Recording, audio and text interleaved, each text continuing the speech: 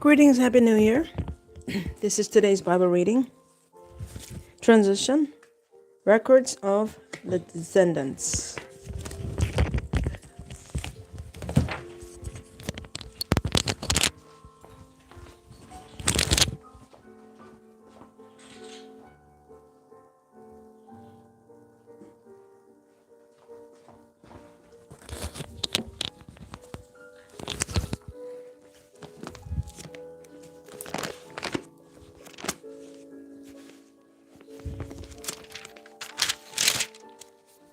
Genesis 1 through 11 tells much of its story by means of genealogies.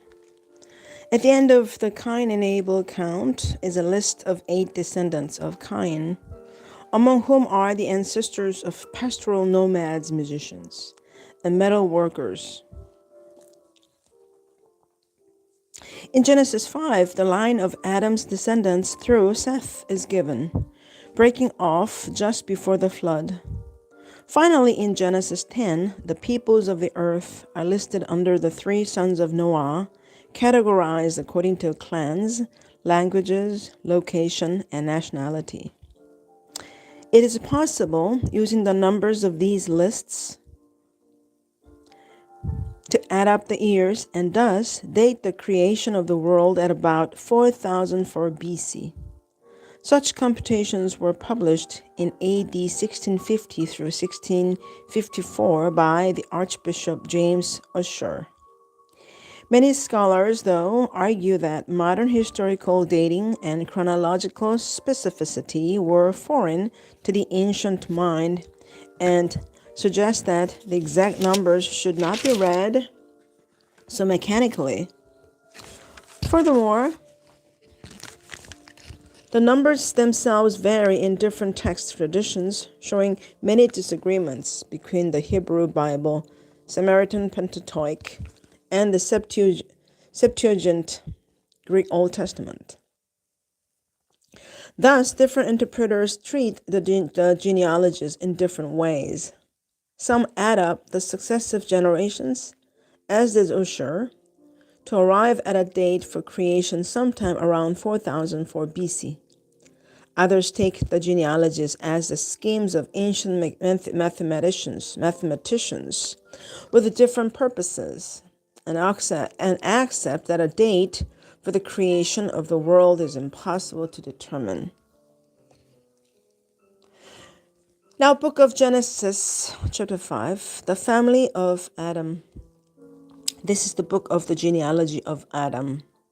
In the day that God created man, he made him in the likeness of God. He created them male and female and blessed them and called them mankind in the day they were created. And Adam lived 130 years and begot a son in his own likeness, after his image, and named him Seth. After he begot Seth, the days of Adam were 800 years. He had sons and daughters, so all the days that Adam lived were 930 years, and he died. Seth lived 105 years, and begot Enosh. After he begot Enosh, Seth lived 807 years, and had sons and daughters. So all the days of Seth were 912 years, and he died. Enosh lived 90 years, and begot Cainan. After he begot Cainan, Enosh lived 815 years and had sons and daughters. So all the days of Enosh were 905 years, and he died. Cainan lived 70 years and begot Mahalalel. After he begot Mahalalel, Cainan lived 840 years and had sons and daughters. So all the days of Cainan were 910 years, and he died. Mahalalel lived 65 years and begot Yared. After he begot Yared, Mahalalel lived 830 years and had sons and daughters. So all the days of Mahalalel were 895 years, and he died. Yared lived 162 years and begot Enoch. After he begot Enoch, Yared lived 800 years and had sons and daughters. So all the days of Yared were 962 years, and he died. Enoch lived 65 years and begot Methuselah. And after he begot Methuselah, Enoch walked with God 300 years and had sons and daughters. So all the days of Enoch were 365 years. And Enoch walked with God, and he was not, for God took him. Methuselah lived 187 years and begot Lamech. After he begot Lamech, Methuselah lived 782 years and had sons and daughters. So all the days of Methuselah were 969 years, and he died. Lamech lived 182 years, and he had a son. And he called his name Noah, saying, "This one will comfort us concerning our work and the toil of our hands, because of the ground which the Lord has cursed." After he begot Noah, Lamech lived 595 years and had sons and daughters. So all the days of Lamech were 777 years, and he died.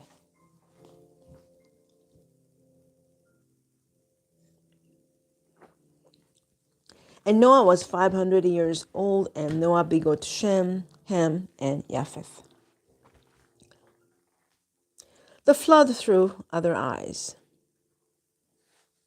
Divine destruction of the world by means of a flood is a motif known in cultures from around the world. Most of these stories appear to have had their origin in the biblical account. However, the ancient Near East has numerous myths of the Great Flood, which are separate retellings of the same event. Mesopotamian stories of the flood are first found written in the Sumerian language in the earliest known literature, 3rd millennium BC. A variety of retelling produced a number of versions. The two most famous flood stories outside the Bible are the Gilgamesh epic and the story of Atrahasis. Numerous other references and renditions of the flood are found scattered throughout the classical literature and other texts of the ancient Near East. The flood itself divides the history of the world into the period before it occurred and the current age. Things now are not as they were then. Chapter 6: The Wickedness and Judgment of Men. Now it came to pass, when men began to multiply on the face of the earth, and daughters were born to them, that the sons of God saw the daughters of men, that they were beautiful, and they took wives for themselves, of whom they chose. And the Lord said, My spirit shall not strive with man forever, for he is indeed flesh. Yet his days shall be 120 years. There were giants on the earth in those days, and also afterward, when the sons of God came in to the daughters of men, and they bore children to them. Those were the mighty men who were of old, men of renown. Then the Lord saw that the wickedness of man was great in the earth, and that every intent of the thoughts of his heart was only evil continually. And the Lord was sorry that he had made sun on the earth, and he was grieved in his heart. So the Lord said, I'll destroy man, whom I have created from the face of the earth, both man and beast, creeping thing and birds of the air, for I am sorry that I have made them. But Noah found grace in the eyes of the Lord. Noah pleases God. This is the genealogy of Noah. Noah was just a man, perfect in his generations. Noah walked with God, and Noah begot 3 sons, Shem, Ham, Japheth. The earth also was corrupt before God, and the earth was filled with violence. So God looked upon the earth, and indeed it was corrupt. For all flesh had corrupted their way on the earth. The ark prepared.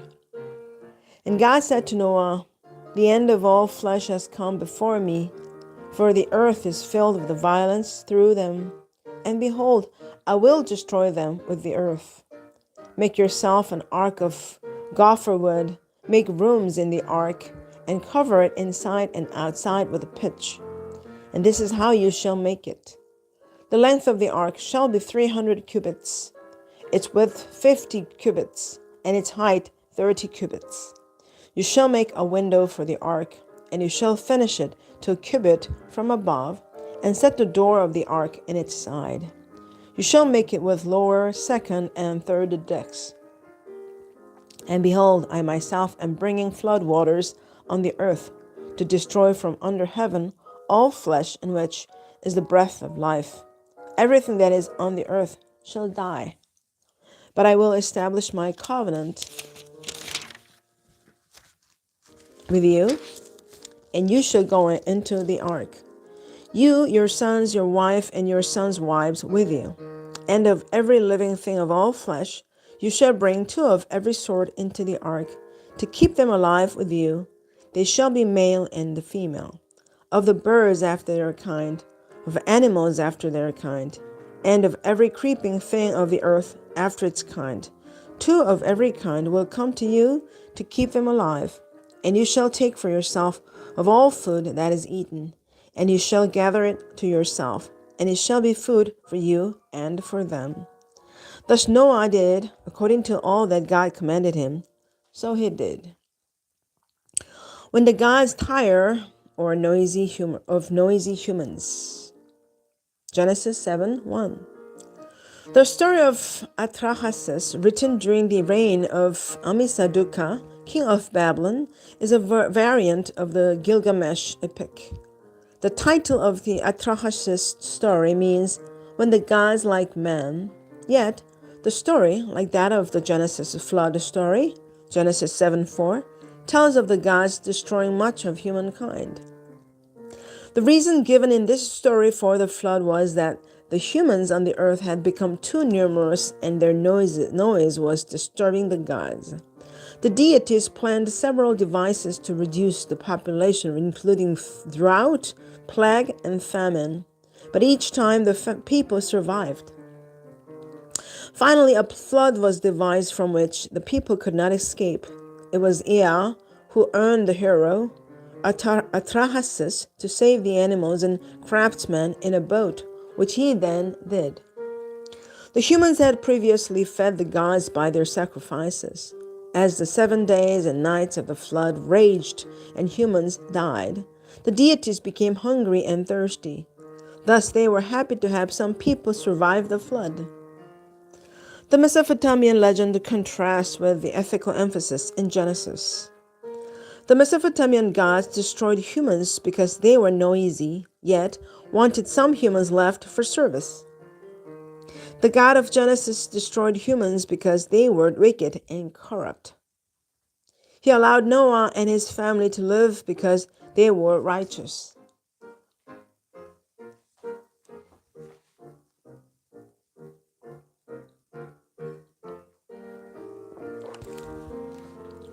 Transition. How long was Noah in the ark?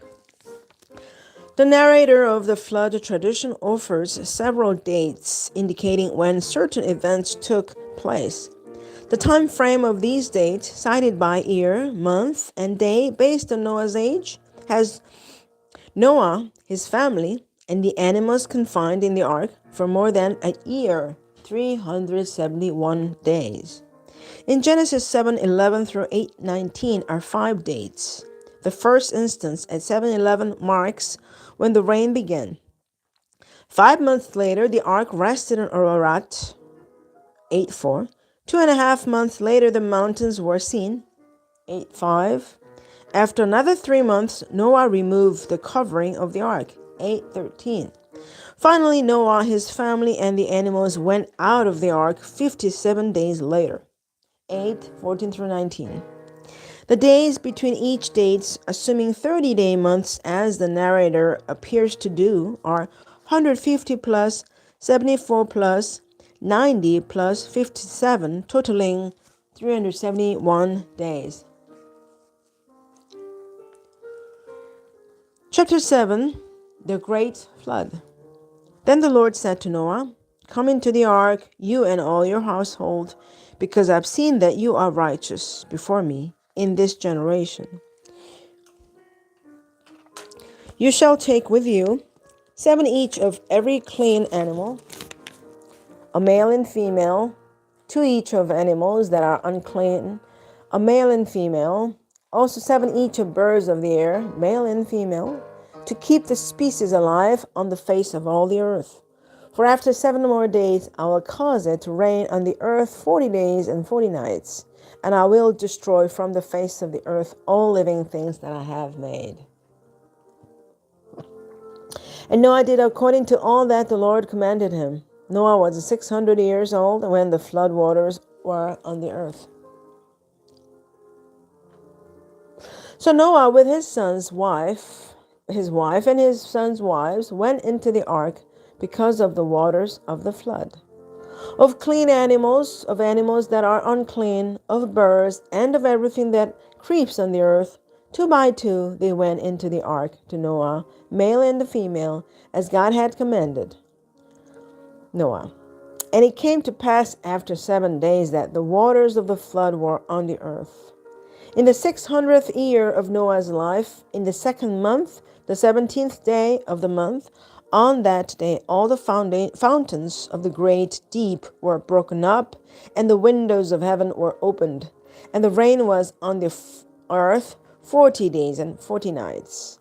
On the very same day, Noah and Noah's sons, Shem, Ham, Japheth, and Noah's wife, and the 3 wives of his sons with them, entered the ark. They and every beast after its kind, all cattle after their kind, every creeping thing that creeps on the earth after its kind, and every bird after its kind, every bird of every sort. And they went into the ark to Noah, 2 by 2, of all flesh, in which is the breath of life. So those that entered, male and female of all flesh, went in as God had commanded him, and the Lord shut him in.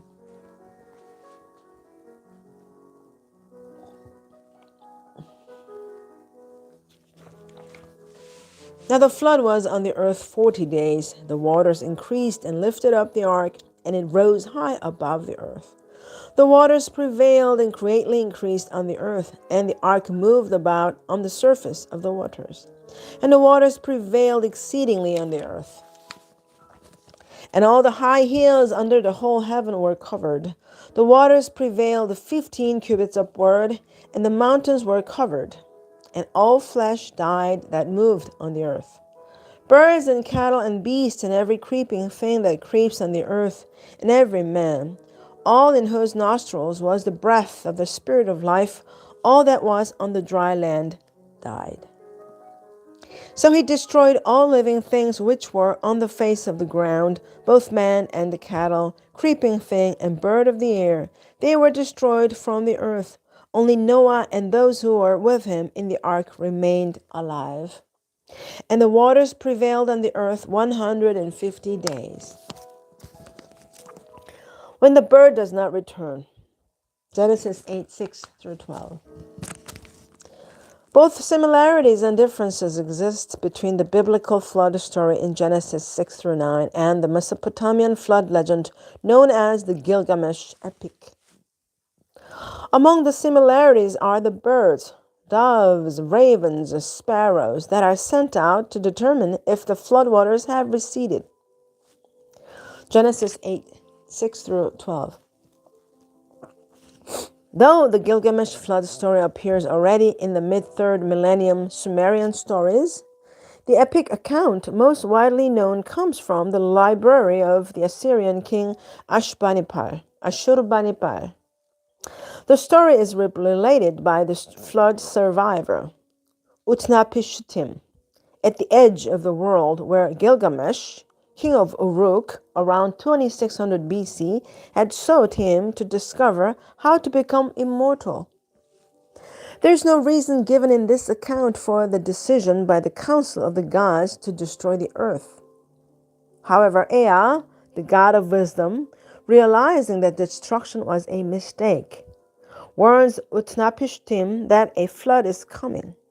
Utnapishtim tears down his house and builds a boat, into which he gathers animals in pairs, seeds of all plants, his relatives, and skilled craftsmen. The deities unleash the flood as a weapon for 7 days, destroying everything which is not in the boat and terrifying themselves as well. After the divine flood ceased, the boat rested on a mountaintop in the Zagros Mountains. Utnapishtim releases first a dove, then a sparrow, both of whom return without finding a place to land, and lastly a raven who does not return. The flood is finally over, and everything is allowed to leave the boat and repopulate the earth. Chapter 8, Noah's Deliverance. Then God remembered Noah and every living thing and all the animals that were with him in the ark. And God made a wind to pass over the earth, and the waters subsided. The fountains of the deep and the windows of heaven were also stopped, and the rain from heaven was restrained, and the waters receded continually from the earth. At the end of the 150 days, the waters decreased. Then the ark rested in the 7th month, the 17th day of the month, on the mountains of Ararat. And the waters decreased continually until the 10th month. In the 10th month, on the first day of the month, the tops of the mountains were seen.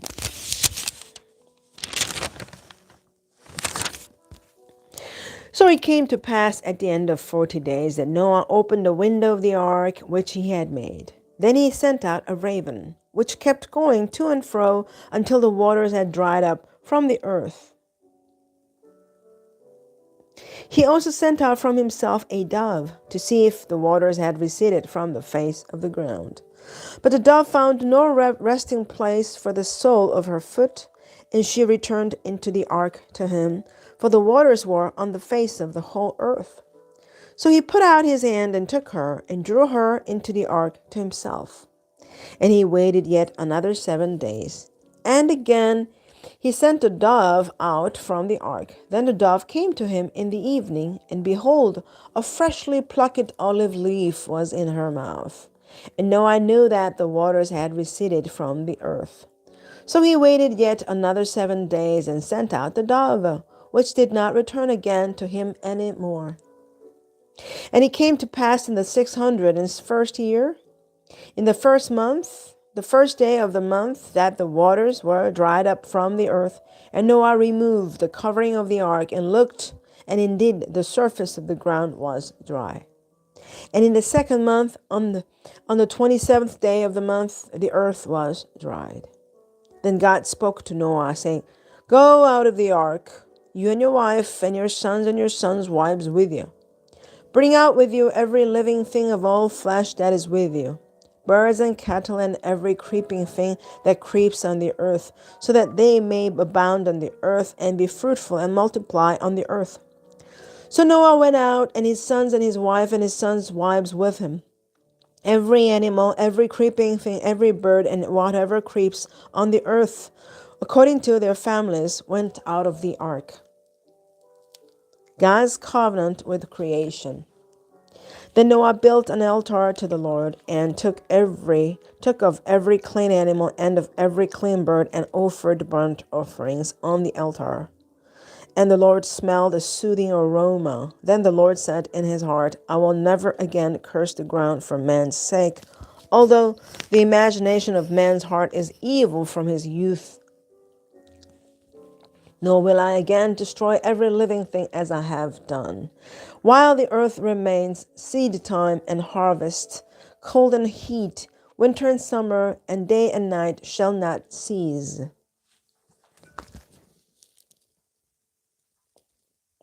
This is the end of the Bible reading. Thanks for joining me. Have a great day. God bless you. And see you tomorrow.